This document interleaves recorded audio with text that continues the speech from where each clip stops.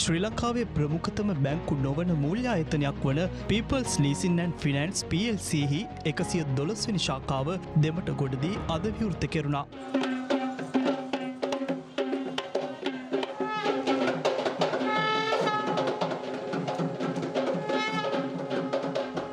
ශ්‍රී ලංකාවේ ප්‍රමුඛතම බැංකු නොවන මූල්‍ය ආයතනය මෙන්ම මහජන බැංකුවට අනුබද්ධිත සමාගමක් ලෙසයි මෙය හඳුන්වනු ලබන්නේ. මෙම අවස්ථාවට People's Leasing සමාගමේ සභාපති මහාචාර්ය අජන්ත සමරකෝන්, ප්‍රධාන විධායක නිලධාරී සංජීව බණ්ඩාරනායක ඇතුළු සමාගමේ ජ්‍යෙෂ්ඨ කළමනාකරුවන් ඇතුළු පිරිසක් එක්ව සිටියා.